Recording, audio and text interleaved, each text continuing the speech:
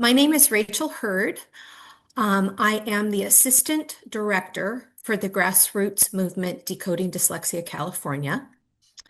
Um, I was brought to this work as a parent of two kids who have dyslexia, two of my three, and their needs are what got me very involved in my school and then my school district and ran for school board in 2006. So I have a long history in this work.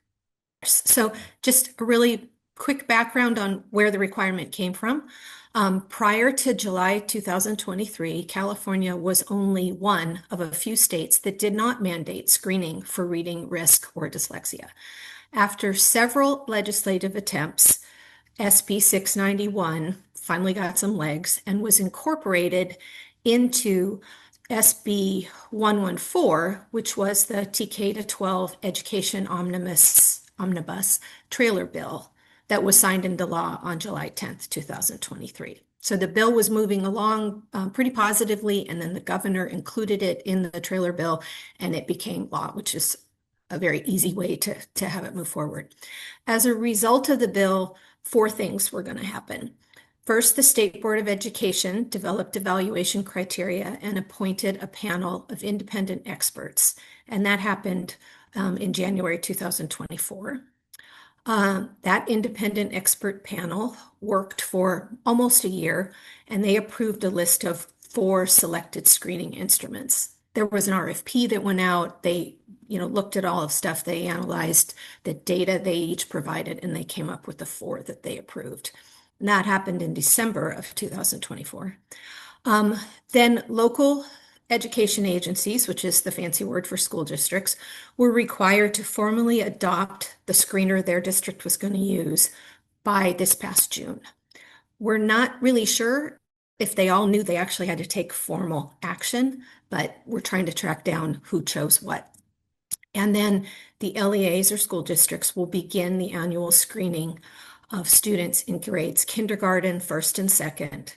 And then the other big piece of the requirement is that the results need to be shared with parents or guardians no later than 45 days after the date of the screening. So that creates the context of the bill. To kind of get into really what are these tests? Because there seems to be a lot of confusion about, do they diagnose dyslexia and the like. So screening assessments are just brief snapshots, analogous to when you go to the doctor and they take your temperature and your blood pressure. And so the screener informs if the child, wait, I lost my place here, sorry. So it's analogous to the health screening, and they indicate if the learner is on track or not. So the reading screeners assess the skills that are the building blocks of reading and compare them to benchmarks for that grade level. And they're usually 3 checkpoints, beginning of the year, middle of the year, and end of the year. And the screener informs if the child is above or at, below, or far below the benchmark. This feedback then helps the teacher to see which children need additional support in those building blocks of reading. And the goal is to reduce the prevalence of reading impairments, including dyslexia, by taking preventative actions and providing evidence-based interventions in response to the screening delivered in the general education classroom. So you had asked, how long has Decoding Dyslexia, been involved? Universal screening has been one of the key things we've advocated for since we started. And the reason for that is that early intervention is the most effective way for addressing or remediating dyslexia, and also for preventing the social emotional challenges created by the traditional wait to fail model. So just like for other learning disabilities or just overall disabilities, early intervention is key. And just some little factoids that emphasize how important early intervention is. The poor first grader will rarely catch up.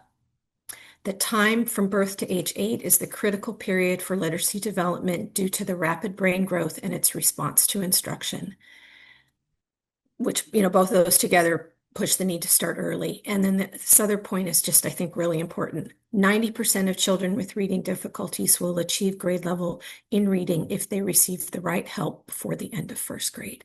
And that population of 90% of children includes children with intellectual disabilities and Down syndrome and all kinds. That's a general number.